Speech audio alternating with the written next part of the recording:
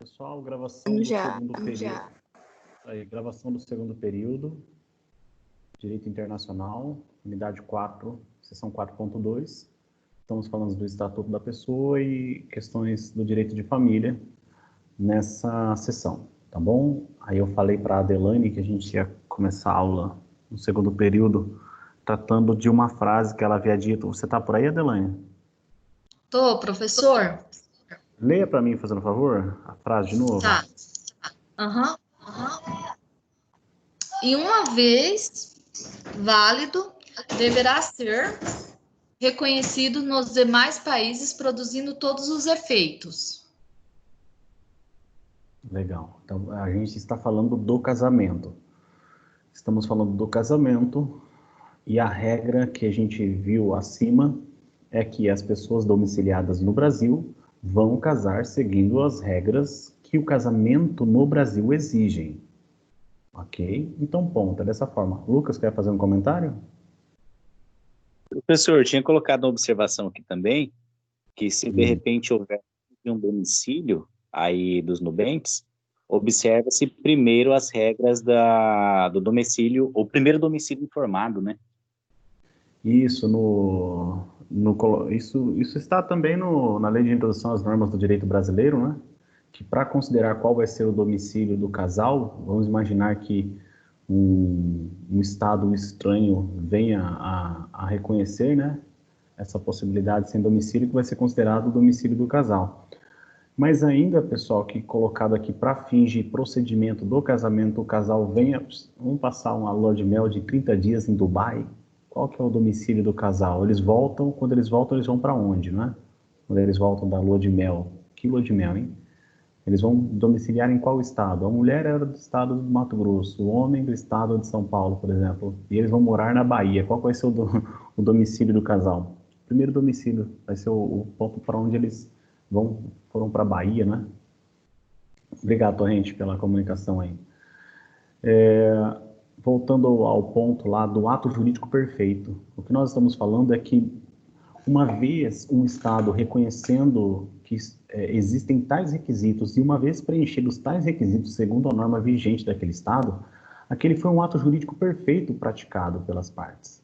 E esse ato jurídico perfeito, aquele que foi praticado, aquele que foi concluído, portanto, ele não tem o porquê de ser tido como ilegal perante outros Estados. No sentido de que o ato jurídico perfeito em relação ao casamento também vai gerar os seus efeitos em outros Estados, digamos dessa forma. Então, chega uma pessoa casada com uma menina de 15 anos, ou uma mulher casada com um menino, não, né? Um adolescente, né? De 15 anos, aqui no Brasil, e aí, de repente, chega no hotel, os dois, né? A mulher e o adolescente de 15 anos, nesse exemplo, e fala assim, ó, vamos dormir em tal apartamento, em tal suíte. Aí fala assim, é o seguinte, senhora, menor não pode subir com a senhora. Ele tem 15 anos, fala, ó, é o seguinte, nós somos casados, somos de estado estrangeiro, lá no nosso estado se permite, que com 15 anos se casa, eu sei que a regra aqui no Brasil é diferenciada, porque eu já dei uma lida a respeito, sei que é só a partir dos 16, mas você, por favor, reconheça, né, porque dentro do meu estado é possível que uma pessoa se case com 15 anos. Se aqui no Brasil não é permitido, eu respeito a regra de vocês, mas o meu casamento foi praticado de tal forma, foi dentro da legalidade do meu estado, e eu quero que vocês reconheçam a validade do meu casamento aqui nos atos dentro do nosso ordenamento. Tocando um pouco nesse assunto, da mesma forma, o brasileiro casado aqui no Brasil, quando ele vai até os Estados Unidos da América, ele vai ter reconhecido o seu estado civil lá nos Estados Unidos da América também como uma pessoa casada. Esse ponto que eu estou falando para vocês deve ter reconhecido, por vezes exige algum procedimento que vai ser o fruto das perguntas futuras, ok? Conforme eu disse para vocês há pouco, não basta eu alegar. Por muitas vezes eu tenho que provar, eu tenho que fundamentar, seja com fundamento na lei, seja com as provas que eu venha a produzir. Provas eu produzo de qual forma? Uma delas é a prova documental. E a gente vai trabalhar em cima disso daí, daqui a pouquinho. Mas o que eu quero dizer é que um ato jurídico perfeito, ele tem valor. Ele tem valor e ele pode ser arguido, a validade desse ato jurídico perfeito pode ser levantada e provada em todos os outros estados, quero dizer, países do planeta Terra, tudo bem? Só para deixar isso bem claro para vocês. A pergunta, um outro ponto, aproveitando o início da aula, eu quero dizer o seguinte para vocês. Acadêmico ou acadêmica que venha a complementar a aula, que venha a fazer alguma indagação correlacionada ao conteúdo do que nós estamos falando em sala de aula, que demonstre o interesse na participação da aula, não precisará aguardar que eu faça uma pergunta, ok? Então, se você acha que dentro do que nós estamos trabalhando, a pesquisa que você fez, seja no livro acadêmico, seja em outra, seja no seu próprio livro que está aí ao seu lado, desculpe, seja porque você foi fazer uma pesquisa pelo meio digital, pela internet, não importa, você entendeu que é um assunto relevante, é um ponto relevante, é algo que é do seu interesse você comentar, pode comentar que você vai receber a sua pontuação sem problema nenhum. Professor, eu também, a pessoa passou a resposta, está praticamente igual a minha, mas eu escrevi de um outro jeito. Quer participar? Bora lá. Bora lá, vamos participar também, sem problema nenhum.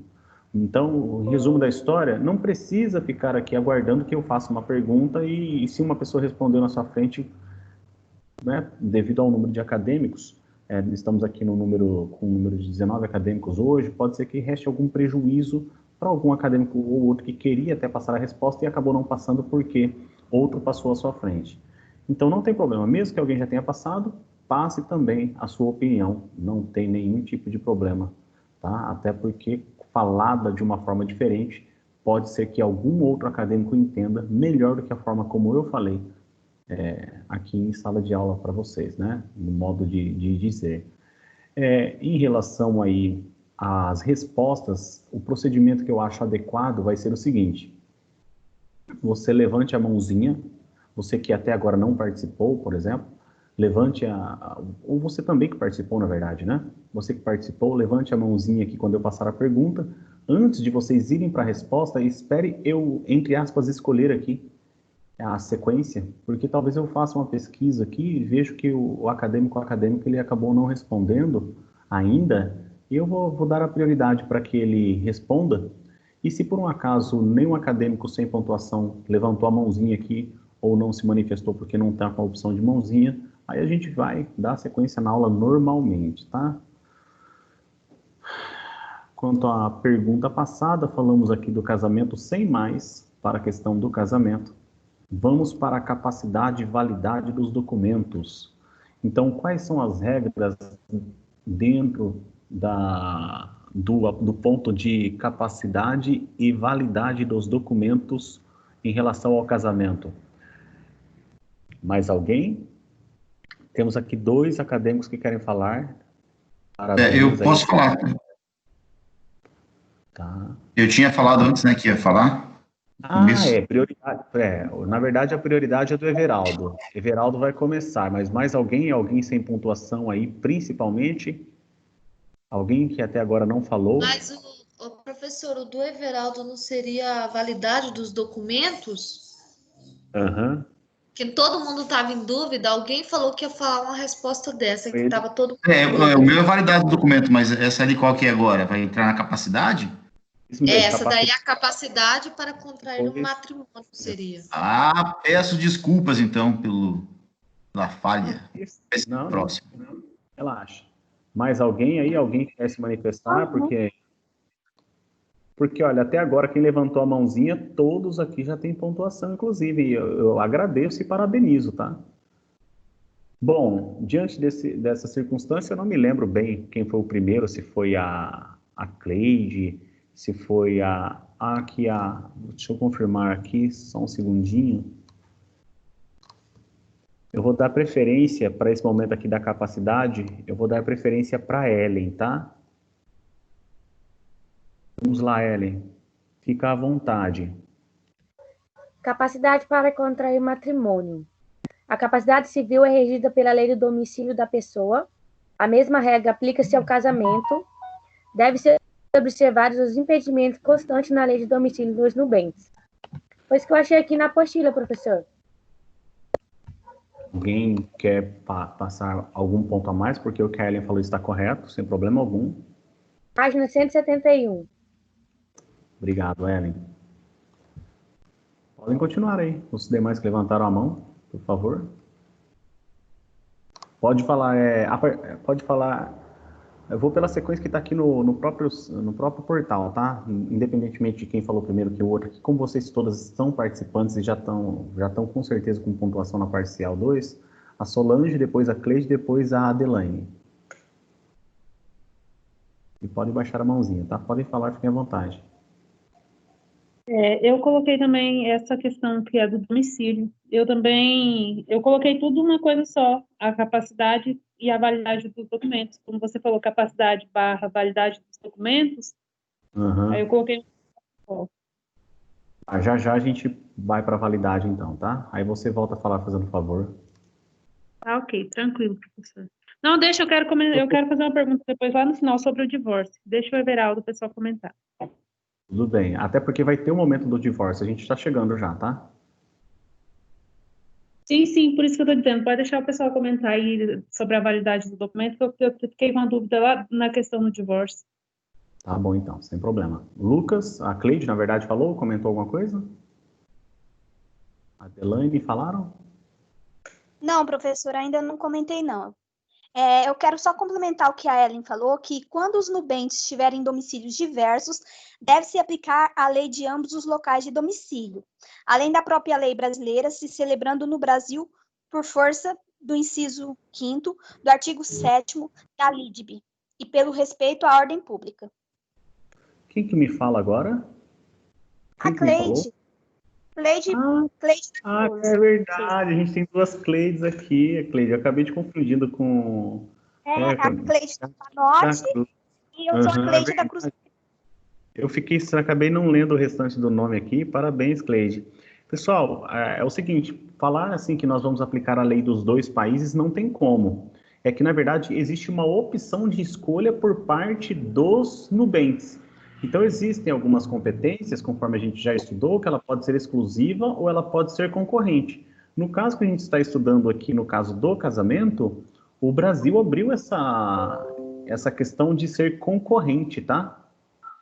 Veja, os nubentes é que vão escolher, vai ser em qual estado? Bom, eu acho que não tem nem muito mais o que eu falar a respeito disso. Uma vez escolhido o estado, vai ter que seguir aquele regramento. Claro isso, pessoal? Só voltando aqui. Depois, ô José, só o comentário aqui do Lucas, aí a gente passa para sua fala, tá? Fala, Lucas, por favor.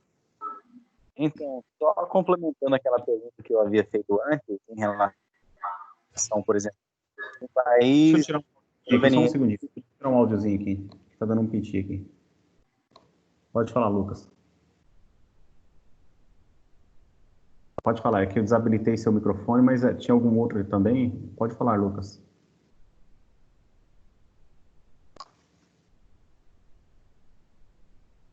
Lucas? Deixa eu abrir de novo, pelo jeito deu piti aqui. Será que ele caiu? Eu acho que deu. Voltou. Fala lá, Lucas. Então, falando assim, no caso hipotético, aqui no Brasil, a regra básica seria para capacidade ao casamento os 14 anos. E digamos que a menina vai casar com um rapaz de um outro país, onde lá seja admitido Não era tipo 16? Então, mas isso é um exemplo, né, Lucas? Nesse exemplo, seria um exemplo, porque no Brasil é 16, né, depois dessa reforma da lei. Exemplo hipotético. É um exemplo. Gente, vamos lá, é o exemplo. Podem escolher, por exemplo, então é 16, lá fora seja 14. Eles podem optar por qual ordenamento jurídico vão seguir? As regras? Claro. Uau. Porque a competência aqui não é exclusiva. Por exemplo, igual eu vi um exemplo. Pode ficar à vontade. Eu vi um exemplo, a questão que, vamos supor, a maioridade aqui seria 18, lá fora nos Estados Unidos, 21. Então, aqui você tem a competência, no caso, seria a capacidade civil, e lá fora você já não tem, porque você vai chegar, vamos supor, nos Estados Unidos com 21. Então, a sua capacidade civil não existe. Não seria a mesma coisa? Tem muitas coisas que dá para se aplicar. É isso mesmo, é um bom exemplo. E até para fins de memorização, gente, eu dou aula de biodireito e fico perguntando para a galera se o porte para fins de uso, né, da maconha, se é crime aqui no Brasil.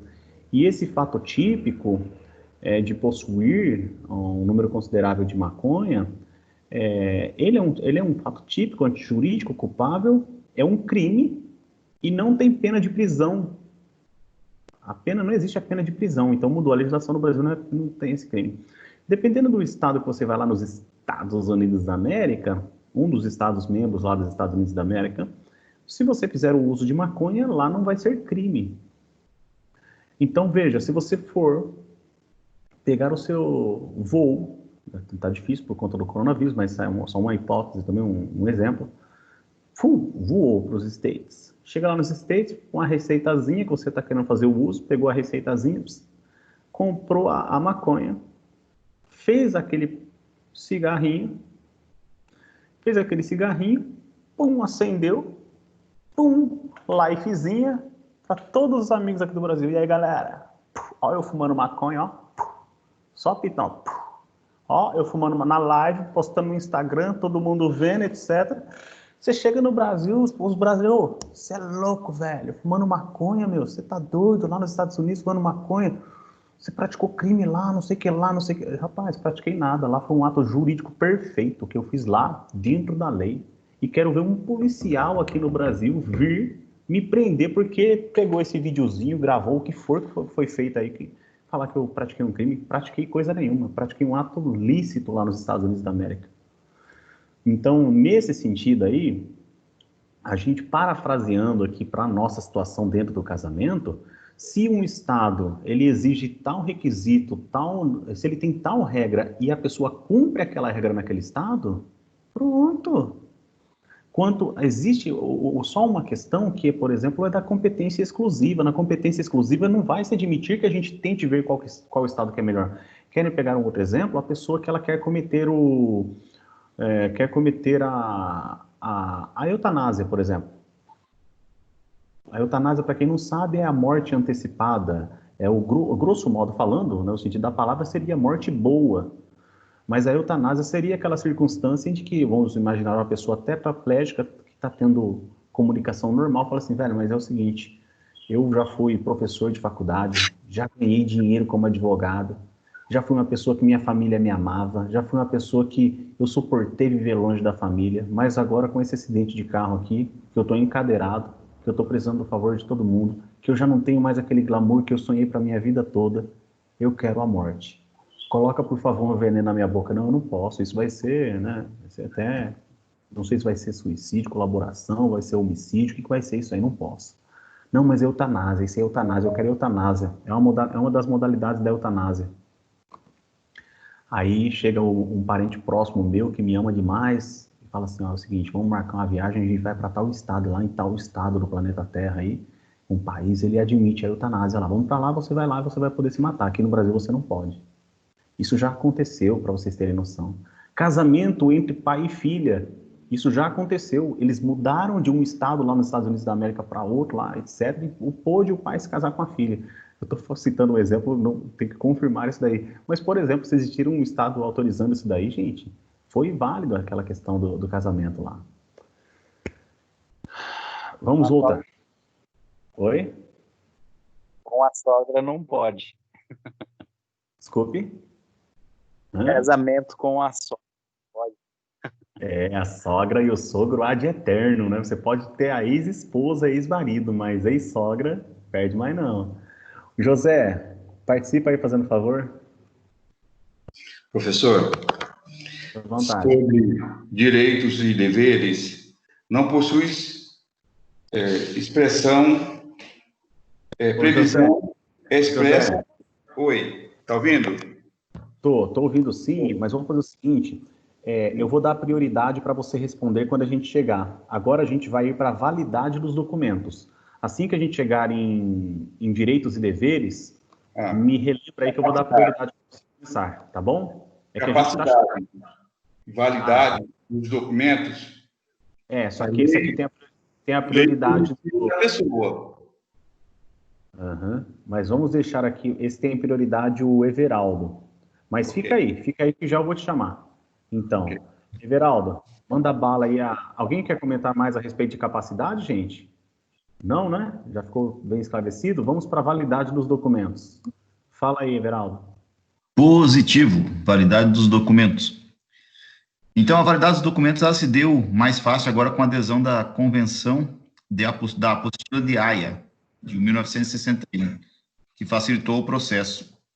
Hoje, basta o apostilamento da certidão no cartório do país de origem para que ele produza efeitos em território brasileiro. Antigamente, né, quaisquer documentos emitidos no Brasil só eram validados ou válidos em outro país se passassem por uma autenticação pelo consulado. Isso aí demorava demais, era dificultoso o negócio. Nisso aí pode-se colocar a obtenção de dupla cidadania, como Portugal, Itália, né? E agora, depois dessa convenção da apostila de Haia, os documentos emitidos no Brasil precisam apenas passar por um processo de apostilamento, bem mais simples e menos burocrático, né? E terão total validade em qualquer dos outros países, também aderentes à convenção, obviamente. Então, o apostilamento nada mais é do que um processo de validação de documentos menos burocráticos que o tradicional processo consular que existia anteriormente. Mandou bem, garoto. Gente, quanto à questão da documentação, o que é importante vocês terem a noção? É o seguinte, primeiro, professor, eu tirei uma CNH aqui no Brasil. Eu tenho uma CNH aqui no Brasil. Você pode apresentar a sua CNH em qualquer estado brasileiro. A autoridade policial vai ser obrigada a reconhecer qual que é o seu número do RG, qual que é o seu número do CPF, entenderam? Qual que é a sua data de nascimento, qual o nome do seu pai, qual o nome da sua mãe que estiver constando lá, que estiver constando na sua CNH, que é a Carteira de Habilitação Nacional, tá? Carteira Nacional de Habilitação, desculpe a troca da ordem. Beleza. Professor, acontece que minha CNH venceu. Tua CNH venceu, ela continua valendo como documento. Então, se você, por um acaso, quer uma nova CNH e quer desfazer da outra, se eu fosse você, eu botaria fogo. Acenderia a churrasqueira com ela. Não jogaria fora no lixo, etc., para evitar problemas se eventualmente você ser um suspeito da prática de um crime, que alguém foi lá e encontrou seu documento, vendeu seu documento para algum criminoso, o criminoso praticou o crime, o que ele fez? Deixou o documento lá no chão que a polícia não vai procurar ele, a polícia vai procurar por você. Entendeu? Para vocês terem uma noção, gente, para eu me preservar de alguém fazer uma falsa acusação contra mim, eu habilito até minha localização pelo Google. Eu habilito minha localização. Onde que eu estou? O Google sabe onde que eu estou. O Google tem meu registro. Eu tenho todos os meus registros de para onde eu fui, aonde eu estou, para onde eu vou. O Google registra tudo. Se um dia alguém fizer uma falsa acusação contra mim, um dos meios de prova para eu provar que não fui eu, inclusive, é a localização do Google. Se você é uma pessoa do bem e faz coisas do bem, você pode colocar a localização do Google. Dependendo de algumas circunstâncias da vida, algum amigo seu, por exemplo, não vai querer deixar a localização do Google, porque pode ser que alguém procure saber onde que ele esteve, ela esteve e gere algum problema. Eu não passo por isso, né? Professor, mas isso não acaba se tornando perigoso de certa forma? Porque ao mesmo tempo você é uma pessoa do bem, mas tem pessoas que não são do bem que podem te localizar a qualquer momento. Não, mas é meu direito privado. Para ter acesso à minha localização, só eu consigo. Só eu consigo minha localização. Outra pessoa não consegue saber minha localização. Tá? Mas voltando aqui à questão da documentação, gente, é isso. Poxa, eu tenho um documento aqui no Brasil, eu posso utilizar em qualquer estado que eu esteja no Brasil. Tá? A briga muito, às vezes, é quando um advogado, uma advogada pedem o documento, ele, né, o cartão de morfar, assim, ele apresenta aquele cartão, assim, eu sou advogado, eu sou, né? Então, algumas pessoas, os policiais ficam loucos. Eu fiz estágio 2 anos na delegacia, quando você fala assim, advogado, eles dão um tapa na sua nuca, né? Eles querem bater. Brincadeira, gente. Todo o respeito, meu pai é policial, tenho diversos parentes policiais, fiz amizade com um monte de policial, tem diversos acadêmicos aí policiais também. Vamos respeitar a autoridade policial, as Forças Armadas, né? Beleza? Foi só um comentário assim que eu faço, né? Mas, bom, independentemente, tem validade em todo o território nacional. Você pode apresentar aqui lá o nome do pai, da mãe, data de nascimento, RG, CPF, vai ter validade. Bacana. Mas não, você é bambambam, você quer ir para... hoje em dia não está podendo ir para lugar nenhum, mas você quer ir para Las Vegas, você quer curtir o final de semana lá em Las Vegas, quer assistir o UFC do Anderson Silva, né? Melhores, né? Vale a pena ver de novo. Você vai lá em Las Vegas. Só que vamos imaginar que você quer fazer com que um documento válido no solo brasileiro também tenha reconhecido a sua validade no solo estrangeiro. Então, quando se fala aqui não só da capacidade, mas como também da documentação, é porque se um documento pátrio tem validade no solo brasileiro, pode ser que você queira, se você for para um estado estrangeiro, que você quer que esse documento aqui que você está tendo, vamos supor, você fez um contrato de compra e venda de um veículo, mas e para isso ter validade no outro estado? Como que eu vou conseguir comprovar que esse contrato de compra e venda de um veículo, ele é, de fato, válido?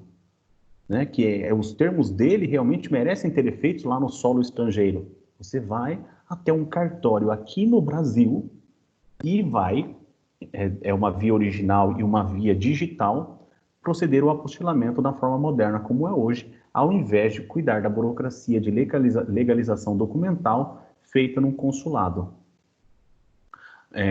Então, beleza. Outro ponto. Não, e se é o estrangeiro querendo vir para o Brasil e quer apresentar no Brasil um documento e queira que ele seja reconhecido como válido esse documento? Aí, esse estrangeiro ele vai ter que buscar o apostilamento no solo estrangeiro dele.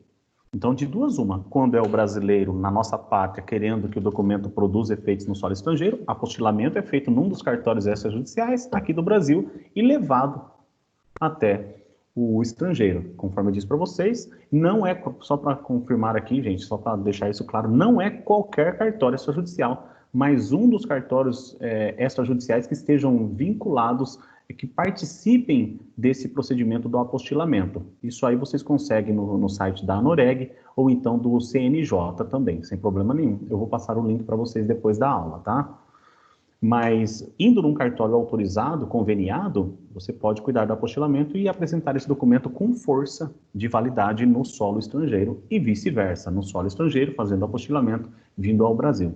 Professor, mas acontece que nós somos aqui do Mercosul, acontece que o Brasil tem um tratado internacional com os estados pertencentes ao Mercosul e a CNH válida aqui no Brasil também é válida lá no Chile. Eu fui, inclusive, com o meu carro, eu fui com a minha moto, etc. Pessoal, onde existe um tratado, uma convenção que reconheça a validade dos documentos, não precisa passar pelo apostilamento nem pela legalização documental. Beleza? Agora, se for um estado que, além de não ter esse tratado de reconhecimento de validade entre os documentos entre os estados, se no outro estado também não tem o apostilamento de AIA, o que você vai ter que fazer? Você vai ter que fazer o procedimento de legalização documental. Esse lá no consulado apropriado. E aí vai ser demorado. Não vai ser tão rápido como o apostilamento é. Então, quanto à documentação necessária para os fins do casamento, alguns deles, para tanto, você terá que fazer o apostilamento. E o apostilamento segue essas regras que eu acabei de comentar com vocês, que o Everaldo também, de forma brilhante, comentou com vocês também. Alguma pergunta a respeito do apostilamento, gente?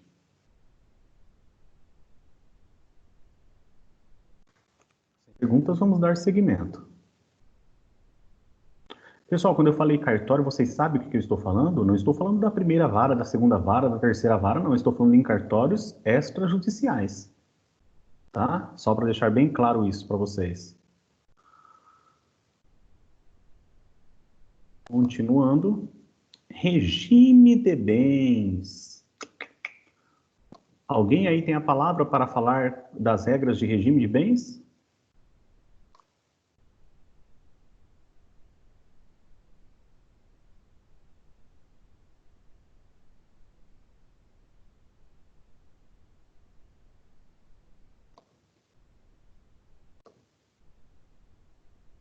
Foram embora?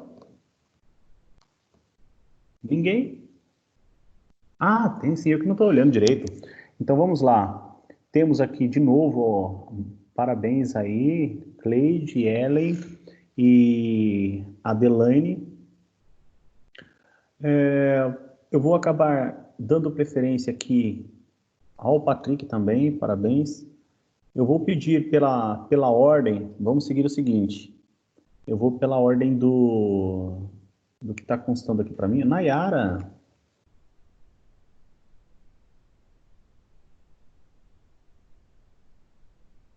Só um segundinho.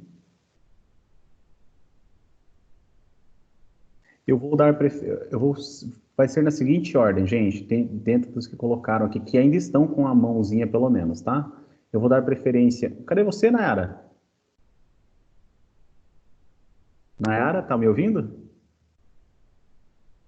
Quer falar a respeito? Vou dar preferência para Nayara, depois Patrick, depois Ellen e depois Cleide.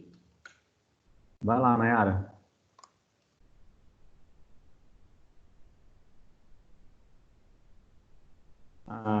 Para falar a respeito do quê? É para falar a respeito do regime de bens.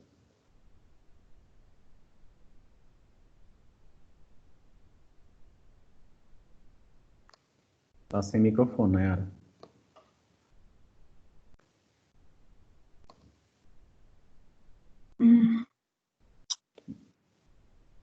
Agora sim, parece que deu certo. Professor, eu não estou conseguindo falar, eu não estou conseguindo entender, mexer com isso aqui. Mas tá, eu tô te ouvindo. É só você continuar agora e passar a resposta quanto à questão do regime de bens. Tá.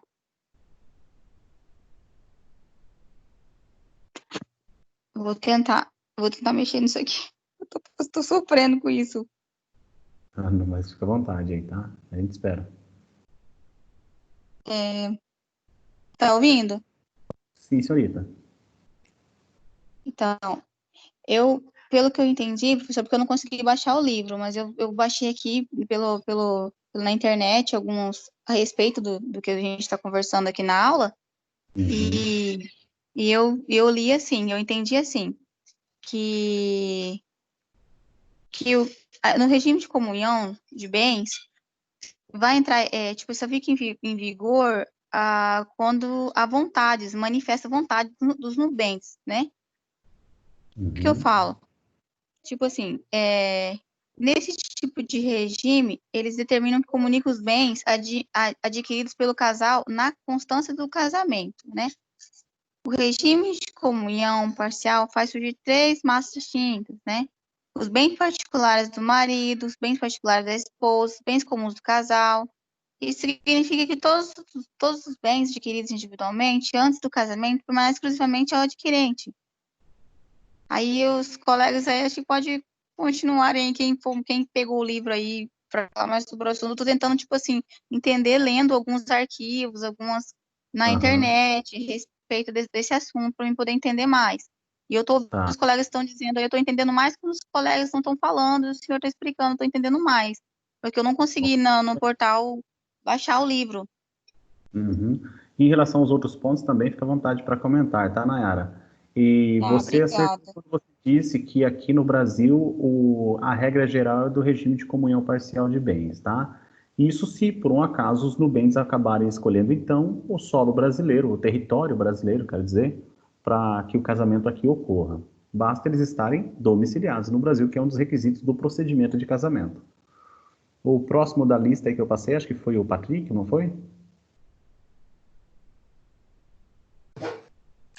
Bom, professor, no tocante ao regime de bens, os nubentes, a regra geral que a LINDB traz para a gente no artigo 7º é que o regime de bem que será adotado, como o colega disse, será o regime parcial, a regra geral do Código Civil, né?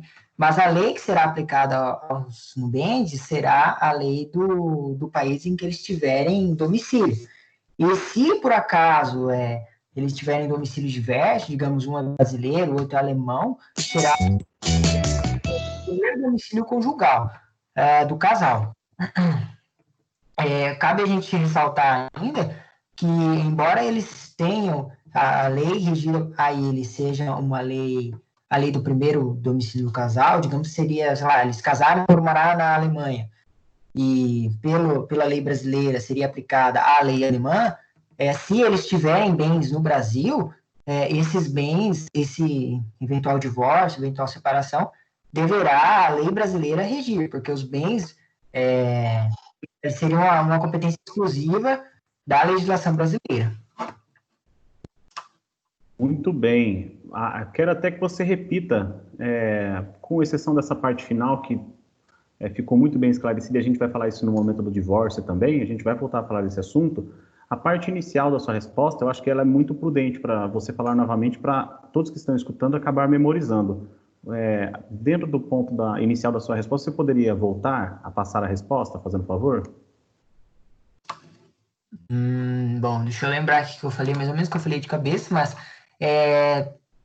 eu acho que eu estava falando no começo sobre a regra geral do Código Civil, né? Que ele traz como regra geral, a lei que será aplicada aos bens será a do domicílio deles. E se por acaso for diverso, digamos que um é brasileiro e o outro é alemão, a lei do primeiro domicílio do casal. Então, não importa, eles se conheceram uma viagem, digamos, na França, embora um seja alemão ou brasileiro, eles conheceram uma viagem na França e casaram lá, e de acordo com a legislação brasileira, se eles forem morar ali na França ou na Alemanha ou no Brasil, a lei vai ser a do primeiro domicílio conjugal. Então, eles casaram na França, aonde eles forem morar juntos, será a lei aplicada ali no caso do regime de bens.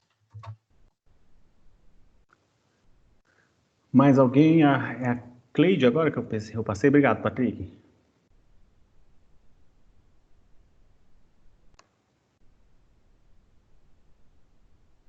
Posso falar, professor? É a Ellen. Oi, Ellen. Eu não achei na apostila, eu achei no site do Jus Brasil. Vou ler para vocês. De acordo com o artigo 7º da Lei de Introdução às Normas de Direito Brasileiro, ocorrerá obedecendo à lei do país em que forem domiciliados. Quando ocorrer de ser em vários lugares, tem a primeira residência do domicílio conjugal. Quando o estrangeiro casado se naturalizar brasileiro, e se seu cônjuge dispor anuência expressa, poderá requerer ao juiz que, no ato de entrega do decreto de naturalização, coloque também a adoção do regime de comunhão parcial de bens, respeitando os direitos de terceiros e tenha competência e competente registro. Bacana. Bacana. Pessoal, a palavra casamento e regime de bens, para a gente terminar esse ponto aí, vamos ler o artigo 7º e alguns passos. Então, veja só, aproveitando até o que o Patrick comentou também, o que foi falado aqui por último pela Ellen, e o que foi colocado no começo pela Nayara. A lei do país em que domiciliada a pessoa determina as regras sobre o começo e o fim da personalidade, nome, capacidade e direito de família. E, conforme a gente sabe, as regras de direito de família envolvem também o casamento. Veja só, realizando-se o casamento no Brasil, será aplicada a lei brasileira. Ponto? Não, continua. Vejam, continuando, né? Realizando o casamento no Brasil, será aplicada a lei brasileira quanto aos impedimentos, dirimentes e às formalidades na celebração. Aqui no Brasil, falando da questão de impedimento, mãe casar com o filho, pai casar com a filha, falando da questão das formalidades da celebração, que ocorra publicação no jornal local e também no edital fixado no mural do cartório extrajudicial, para que alguém venha arguir o impedimento. Então tem aí o período, né, em que os nubentes se sujeitam a tanto. Tudo bem. Seguidas as formalidades do casamento, parágrafo 2º. O casamento de estrangeiros, veja só, ele só falou aqui quanto aos impedimentos e quanto às formalidades. O casamento de estrangeiros poderá celebrar-se perante autoridades diplomáticas ou consulares do país de ambos os nubentes. Vamos deixar para daqui a pouco, quando a gente chegar num artigo mais aqui à frente, que eu volto a falar desse ponto, tá? E é justamente agora, parágrafo 5º, que fala assim: o estrangeiro casado que se naturalizar brasileiro pode, mediante expressa anuência de seu cônjuge, requerer ao juiz, no ato da entrega do decreto de naturalização, que se aplique ao mesmo a adoção do regime de comunhão parcial de bens, respeitados os direitos de terceiros e a data da adoção do competente registro. Uma coisa, pessoal, é casamento, outra coisa é pacto antinupcial. Todavia, no ordenamento jurídico brasileiro foi-se colocada a seguinte regra, que o regime de bens, ele, na omissão dos nubentes, será o de comunhão parcial de bens. Só que é uma coisa, regime de bens e casamento não é a mesma coisa. Pacto antinupcial, o nome mesmo já diz, é um pacto que é feito antes do casamento. O casamento tem outra natureza jurídica, o pacto antinupcial tem outra natureza jurídica. Embora os dois possam ser tidos como um negócio jurídico. Todavia, casamento é uma coisa e pacto antinupcial é outra coisa. E o ordenamento jurídico brasileiro deixou livre. Eu faço o pacto antinupcial se eu quiser. Acontece que ele fala que quando a pessoa se mantém inerte, vai ser aplicado o regime de bens de comunhão parcial de bens. Inclusive, se você quiser escolher um outro regime de bens, por exemplo, separação total de bens, se você quiser escolher comunhão universal de bens, você tem que pagar no cartório extrajudicial para que você celebre esse pacto antinupcial de uma forma diferenciada do que consta na lei. Mesmo respeitando as regras do direito brasileiro, colocando-se uma pessoa estrangeira, veja só, o estrangeiro casado que se naturalizar no Brasil, ele pode, diante dessa questão do regime de bens, vir e falar assim, não, tudo bem, eu aceito que seja o de comunhão parcial de bens, a partir desse momento, junto com esse decreto de naturalização, já quero fazer aqui constar no cartório que vai ser o de comunhão parcial de bens. Por quê? Porque o pacto antinupcial não tem nada a ver com impedimento. O pacto antinupcial não tem nada a ver com as formalidades da celebração. Ok? Tanto que a pessoa pode se manter inerte em relação ao pacto antinupcial e a lei vai estipular aqui no Brasil, a regra é essa, hoje é de comunhão parcial, num passado já foi a de comunhão universal de bens, tá? Só diz o artigo 18, tratando-se de brasileiros, são competentes as autoridades consulares brasileiras para lhes celebrar o casamento e os mais atos da vida civil e de tabelionato, inclusive o registro de nascimento e o de óbitos dos filhos do brasileiro ou brasileira nascido no país ou da sede do consulado. E, por último aqui, o parágrafo 1º desse citado artigo 18 diz: as autoridades consulares brasileiras também poderão celebrar a separação consensual e o divórcio consensual de brasileiros, não havendo filhos menores ou incapazes do casal, e observados requisitos legais quanto aos prazos, devendo constar na respectiva escritura pública as disposições relativas à descrição e à partilha dos bens comuns e à pensão alimentícia e ainda ao acordo quanto à retomada pelo cônjuge do seu nome de solteiro ou a manutenção do nome adotado pelo seu casamento. Isso é uma lei de 2013 que acabou acrescentando esse parágrafo 1º, nessa artigo 18 e o seu parágrafo 1º. O que eu estou querendo dizer para vocês com a leitura desses artigos? Que quanto ao impedimento e quanto às formalidades, a regra celebrada aqui no Brasil segue a regra do direito brasileiro. Todavia, levando-se em consideração o regime de bens, conforme o Patrick falou, indo a morar em outro estado, aplicar-se-á então a regra do primeiro domicílio do casal, quanto a essa questão aí bem colocada pelo Patrick. Um segundo passo é o seguinte: vamos imaginar que dois brasileiros estejam na França, que foi o exemplo citado aí pelo Patrick. Os dois brasileiros estão na França. Acontece que os dois brasileiros, eles querem se casar nos moldes da lei brasileira. Então, que eles podem fazer isso, professor, ou vai ser o domicílio lá da França? Não, gente, eles vão poder fazer isso sim. Eles vão poder estar lá na França, e eles estão lá em Paris. Então eles estão lá em Paris, e lá em Paris eles acabam decidindo se casar lá em Paris, dois brasileiros lá em Paris, mas falam, não, vou procurar o consulado aqui em Paris, o consulado brasileiro, que eu quero as regras do direito brasileiro. Essas regras aqui da França tá meio estranhas, essas regras aqui eu não vou nem lembrar depois, né? Então eles podem procurar, então, o ente consular, e a celebração vai ser num outro território, num outro domicílio, e veja, vai se aplicar as regras do direito brasileiro em relação ao casamento deles. Ok? Então, veja, vai haver o reconhecimento lá na França, lá em Paris, das regras do direito brasileiro, se eles buscarem esse procedimento. E da mesma forma, o que vai acabar acontecendo por consequência, vamos supor, não posso falar agora, vai chegar o momento do divórcio, mas se consensualmente eles virem a se divorciar, uma proporcionalidade exagerada que está acontecendo depois que houve a autorização do divórcio, mas sem nenhuma crítica, né, mas é só uma questão a gente escuta aí em palestras, etc., né, que quem motiva o casamento é a mulher. E aí, por incrível que pareça, a maioria dos divórcios está sendo a mulher também que está solicitando, né? Mas voltando aqui para o conteúdo, se o divórcio ele acabar sendo aí consensual, os efeitos do divórcio realizado lá no estrangeiro terá força aqui no solo brasileiro, independentemente de apostilamento, independentemente de legalização do documento, tá? Alguém quer fazer um comentário a mais aí a respeito desse ponto que nós falamos do regime de bens? Ellen, Patrick? Estão com a mãozinha aqui, erguida, querem comentar? Beleza. Então vamos dar seguimento na aula.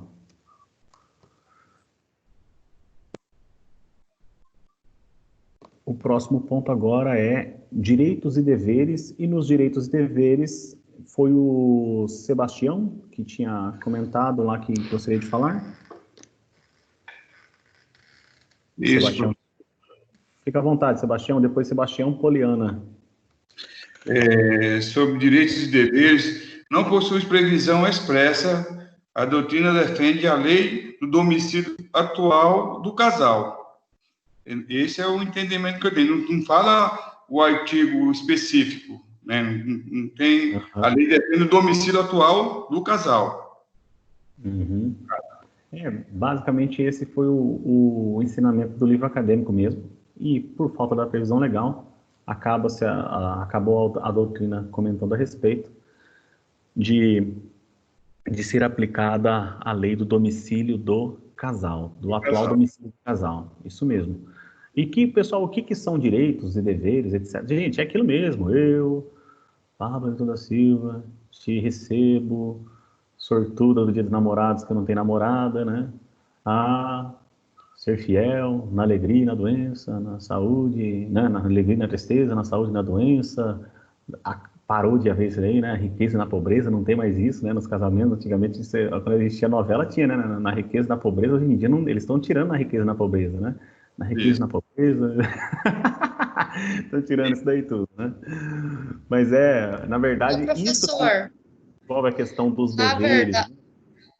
Na verdade, foi bem o que o senhor falou antes. Vai seguir as regras de onde foi feito o casamento, né?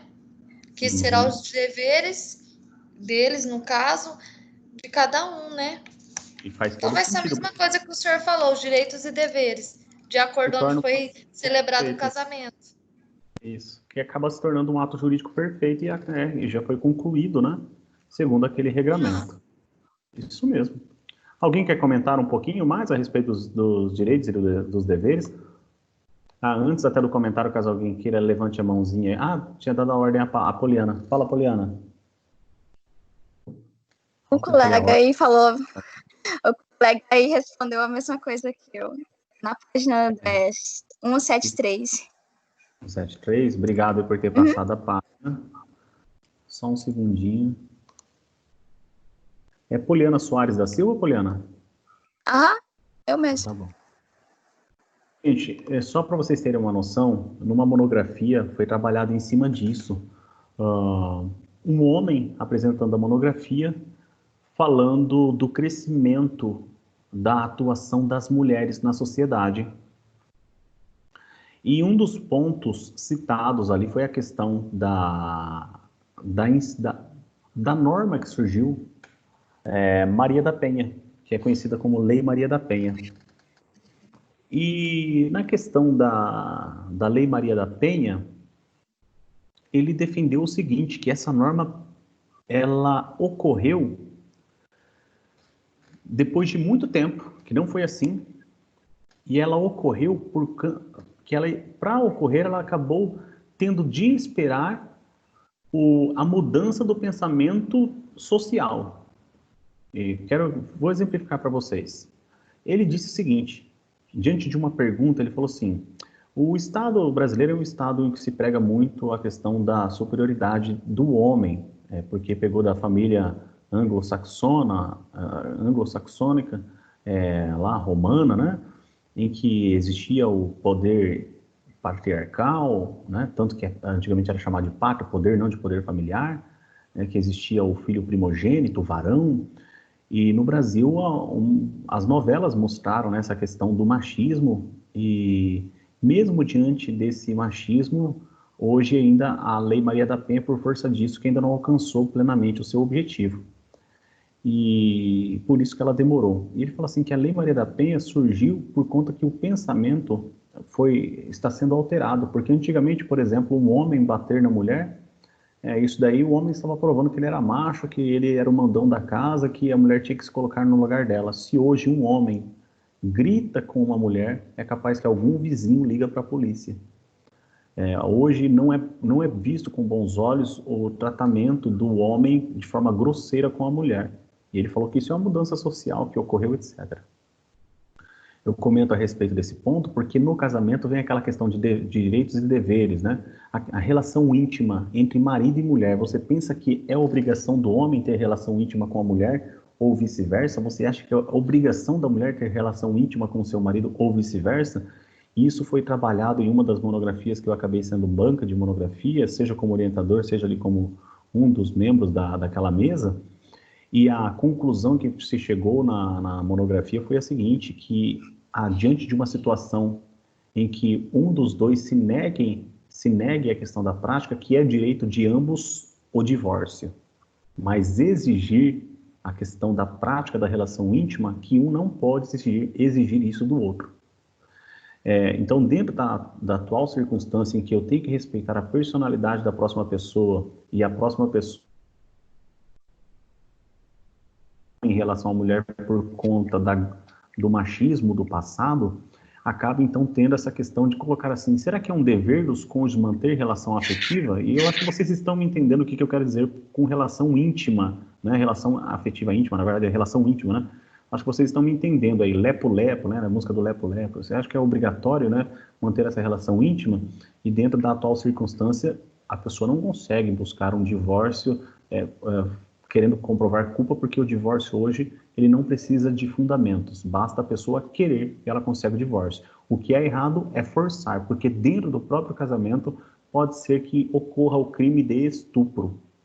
Então, se houver hoje em dia, estupro não é só o homem que pratica em relação à mulher, pode ser que a mulher pratique em relação ao homem também, pode ser que um dos dois, marido e mulher, convivente com o convivente ou ambos, né, pode ser que pratique o crime de estupro se forçar, porque não é tido como um dever a prática da relação íntima, tudo certo? Alguém quer fazer algum comentário a respeito? Cortei alguém? Ou podemos ir para o último ponto aqui da pergunta? Divórcio, gente. Regras quanto ao divórcio. Alguém quer fazer o comentário? Levante a mãozinha aí.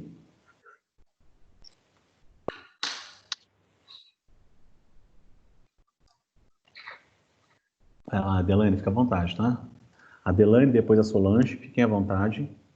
E depois que elas falarem, quem quiser sentir à vontade mesmo,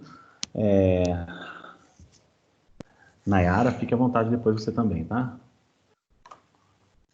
Podem começar. Tá. Quando o divórcio ele é consensual, a homologação da sentença é dispensável. E nesse sentido, o novo Código do Processo Civil trouxe em seu artigo 951, inciso 5º, precisão expressa: a sentença estrangeira do divórcio consensual produz efeitos no Brasil, independentemente da homologação pelo Superior Tribunal de Justiça. Logo, depreende-se que a necessidade de homologação da sentença estrangeira de divórcio litigioso se mantém, uma vez que o NSPC se manteve siliente. Todas as regras relativas ao casamento, com a exceção das formalidades, aplicam-se também à união estável, bem como ao casamento homoafetivo, o qual já foi reconhecido pelo ordenamento jurídico brasileiro. Até aqui, professor. Aí, vamos complementar a Solange. Eu coloquei aqui que, no caso do divórcio, a regra que se aplica é a do domicílio conjugal, Porém, no caso de brasileiros domiciliados no estrangeiro que se casam e se divorciam perante a autoridade consular, submetem-se à lei brasileira.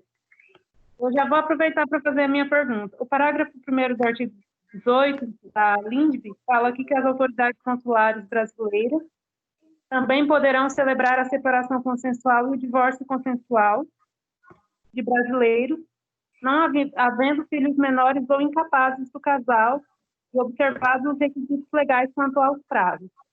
A minha dúvida é, no caso de se tem filhos menores, porque se eles estão morando no Brasil, faz o divórcio judicial.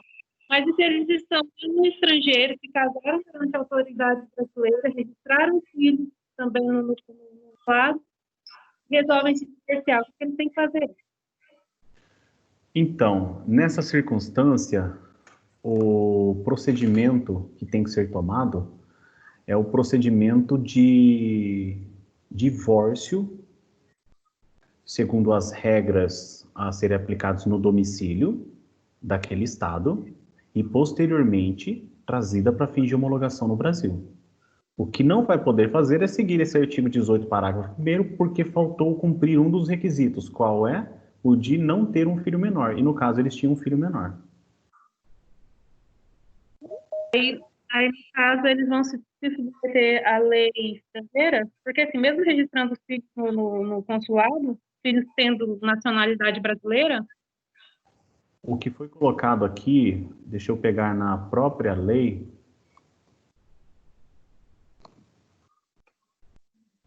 Na própria lei, só um segundinho.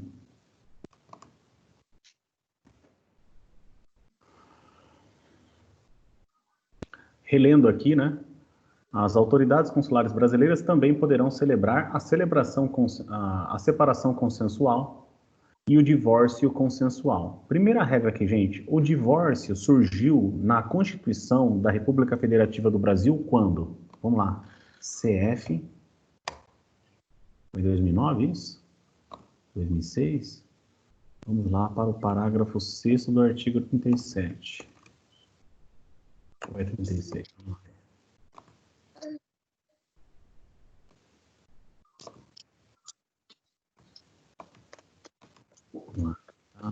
Cadê? Ô, gente, que eu tô... É 127 que eu tô com esse artigo na cabeça. É 227. 227. Isso é 227 ou se é 226? Não, é 226. Parágrafo 6º do artigo... Parágrafo, deixa eu ver aqui, que parágrafo que é? Aqui. Gente, ó, o casamento civil pode ser dissolvido pelo divórcio. Aí a doutrina brasileira começou a falar que teria havido a revogação tácita das regras da separação do Código Civil. Ponto. Agora nós estamos lendo uma lei, o decreto-lei, mas que foi objeto de uma inclusão de uma lei de 2013. E olha só, as autoridades consulares brasileiras também poderão celebrar a celebração consensual e o divórcio consensual de brasileiros. Atenção, uma lei de 2013, que é posterior à emenda constitucional, fez a previsão de separação consensual, de separação. Resumo da história, gente, o Código Civil não teve revogação tácita quanto às regras de separação. Se você é advogado, você é advogada, diante da situação prática do seu cliente e da parte contrária, entender que é melhor se valer do procedimento da separação antes de pedir o divórcio, você pode protocolar no fórum um pedido de separação. E o juiz vai ter que receber isso. Ele não vai poder falar assim, não recebo por conta que existe o divórcio. Não. Essas regras da separação não estão revogadas. Até porque uma Constituição ela pode ser revogada por outra Constituição. Uma nova Constituição, não existe nem o nome revogação, mas uma nova Constituição faz surgir uma nova ordem no Estado. Mas uma norma federal, outra norma federal que pode. Uma lei complementar, quem pode é a lei complementar. Lei ordinária, quem pode é a lei ordinária. E, dentro dessa regra que nós estamos trabalhando, não teria como uma Constituição vir para revogar uma lei infraconstitucional. Não revogar. Poderia ter sido como inconstitucional, passar a ter uma adequação, Na verdade, tem uma regra, né, que a própria norma constitucional, pelo STF, eles acabam fazendo uma interpretação mais abrangente. Mas vamos lá, voltando aqui.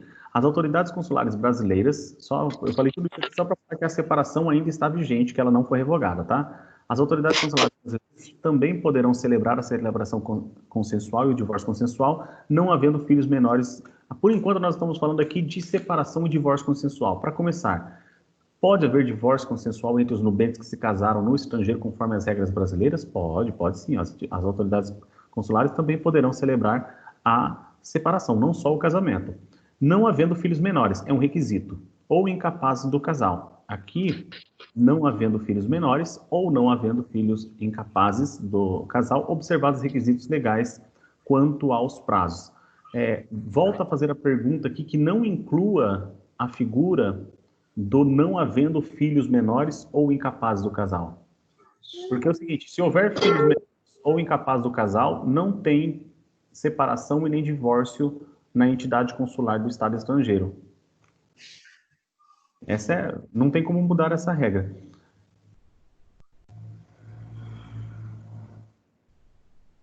Ok, professora. Porque é um requisito, né? Então, só relembrando aqui, a origem da resposta é o seguinte, gente. Se eu quero fazer um divórcio consensual, eu brasileiro que estou no estrangeiro e penso, vou fazer o divórcio consensual, vou até a autoridade consular, chego lá, a autoridade fala assim, é o seguinte, vocês têm filhos menores? Temos. Ou não, nosso filho é maior, nosso filho é de maior, brincadeira, né, gente? Nosso filho é de maior, brincadeira, gente, nosso filho é maior de idade, fica mais fácil, né?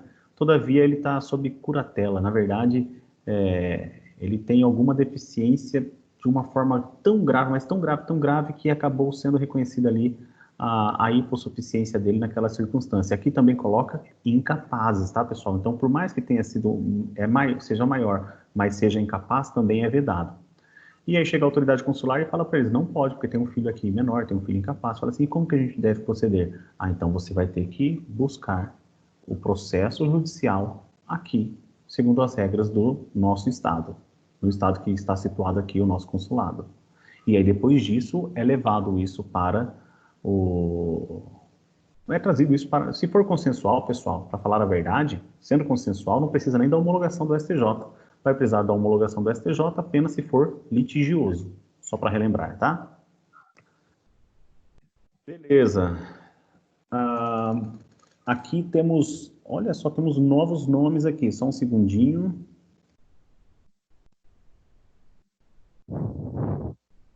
Uns novos nomes. Pode falar, então, a Nayara e pode falar o Marcos também, tá?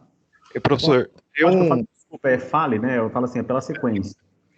Tem um provimento, número 53 de 2016, que é isso que você acabou de falar, que a sentença estrangeira de divórcio consensual, ela já pode ser averbada diretamente no cartório de registros civis das pessoas naturais. Não precisa da homologação do STJ. E essa nova regra é válida para divórcio consensual simples, né? Conforme a Sol tinha comentado, que eu estava observando também, havendo a disposição sobre guarda de filho, a necessidade prévia de homologação do STJ. No caso, o que acontece? Quando tem essa questão envolve menores, a situação fica um pouco mais grave, né? Sim. Isso aí acaba influenciando. Obrigado pela participação. Eu quero que você repete qual que é o número e o documento que você acabou fazendo a citação. Se você tiver no grupo do WhatsApp, manda o link ou manda essa informação, nem que seja por áudio lá para a galera. É um provimento número 53, 16 de maio de 2016. Esse provimento é de quem? Quem que emitiu esse provimento? Eu achei até no CERS, que eu estava pesquisando. Eu posso pesquisar e mandar no grupo. Faz favor, então, Marcos. E aí, Nayara? Obrigado, tá, Marcos? Nayara? Quer comentar a respeito? Oi, professor, tá ouvindo? Oi, tá ouvindo, professor? Sim, fica à vontade. No artigo 6º, do CF, Constituição Federal, cita uma quantidade de tempo, 1 ano mais ou menos, para poder o casal tem um prazo para vir aqui no Brasil para mexer com parte do divórcio. Isso eu estava lendo aqui no JUS. Aí eu queria saber mais informação a respeito disso, de prazo. Então, existe um prazo ou não? Minha pergunta, só para eu entender um pouquinho melhor, existe o prazo, qual que é o ponto? Só fala um pouquinho, repete a Porque o senhor pergunta. falou se o casamento acontece lá, igual você falou, no casal estrangeiro lá, né? Fora lá.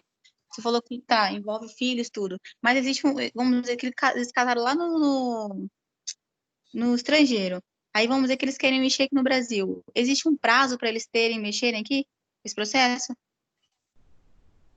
Seria um processo de divórcio aqui no Brasil? Isso. Se eles são estrangeiros. Uhum. Bom, o que eu posso falar para vocês para você do estrangeiro que se casa no estrangeiro e está agora em território brasileiro e eles querem buscar, eles no solo brasileiro, eles vão poder se valer das regras do divórcio do solo brasileiro. O que eu não sei, eu nunca ouvi falar dessa questão de um estrangeiro quando vem ao Brasil, ele tem que respeitar um prazo para poder se divorciar, né? O que eu posso buscar aqui é para trazer para a próxima aula a respeito disso, de prazo para o casamento celebrado no estrangeiro, para que haja o divórcio no solo brasileiro. Foi essa a pergunta, né? Isso. Foi essa a pergunta. E na sua pesquisa, o que consta aí na sua pesquisa? O que eles colocam? É porque assim, eu olhei no artigo 226, no artigo 6º da Constituição Federal de 1988, no caso, o artigo 6º, né? Parágrafo 6º, artigo 226. Aí lá, a respeito, fala assim, aí cita assim, o divórcio realizado no estrangeiro, se um ou ambos os cônjuges forem brasileiros, só será reconhecido no Brasil depois de 1 ano da data da sentença. Os efeitos do divórcio. Isso. Agora, porque é o seguinte, eu tinha entendido errado, eu tinha entendido que uma pessoa ela não poderia se divorciar durante tanto tempo. Eu falei, não, isso daí eu nunca ouvi falar a respeito disso daí. Agora, a produção dos efeitos da sentença. Tá.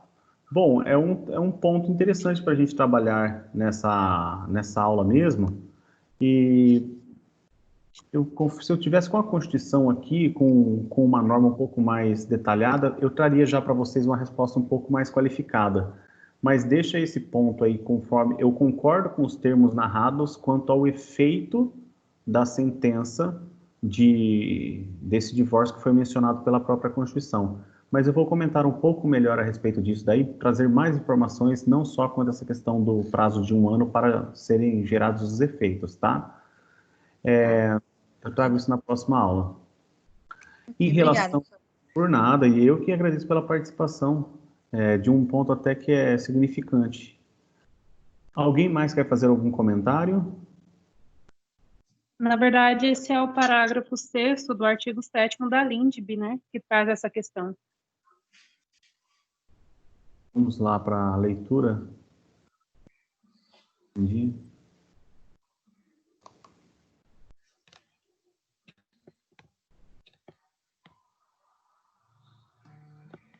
Aqui, ó. Repetindo, né, que é uma lei de 2009 que colocou isso daí. O divórcio realizado no estrangeiro, se um ou ambos os cônjuges forem brasileiros, só será reconhecido no Brasil depois de 1 ano da data da sentença, salvo se houver sido antecedida de separação judicial por igual prazo, caso em que a homologação produzirá efeito imediato, obedecidas as condições estabelecidas para a eficácia das sentenças estrangeiras no país. O Superior Tribunal de Justiça, na forma de seu regimento interno, poderá reexaminar, a requerimento do interessado, decisões já proferidas em pedidos de homologação de sentenças estrangeiras de divórcio de brasileiros, a fim de que passem a produzir todos os efeitos legais. Eu vou aprofundar um pouco mais a minha pesquisa em relação a esse mencionado parágrafo 6º do artigo 7º, e na próxima aula eu faço um comentário tentar ver se existe algum regramento, algum detalhezinho porque ele é autoexplicativo, né? Esse parágrafo 6º. Só que eu vou ver se eu acho alguma coisa mais complementar em relação a ele, tá? No mais, gente, eu quero deixar para vocês as seguintes perguntas. Anotem aí, fazendo favor, porque como a aula vai terminar e a gente ainda tem as relações de família para trabalhar a respeito, eu quero deixar as seguintes perguntas para vocês. De forma rápida, se vocês puderem anotar.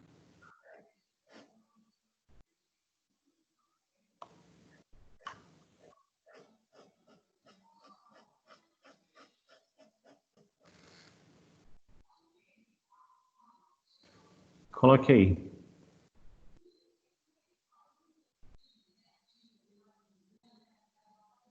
Quanto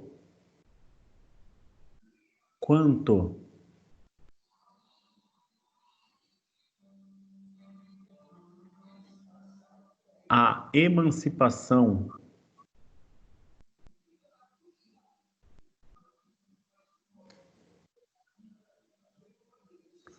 vírgula,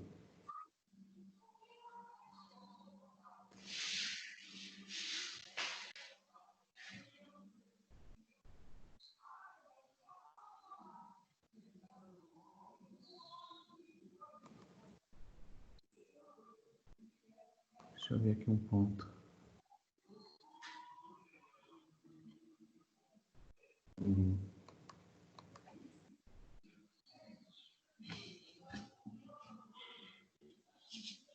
Vírgula. Quanto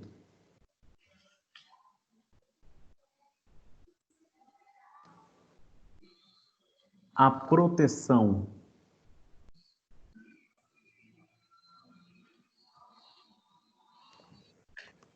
Professor, depois de quanto a emancipação quanto a também? Isso. Quanto à emancipação, vírgula, quanto à proteção,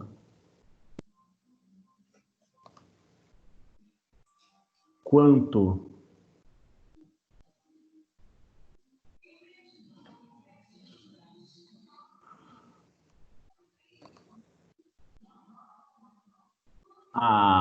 ao poder familiar, quanto ao poder familiar,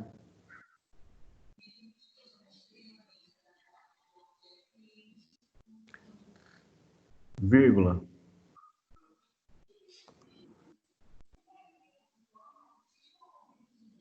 explique como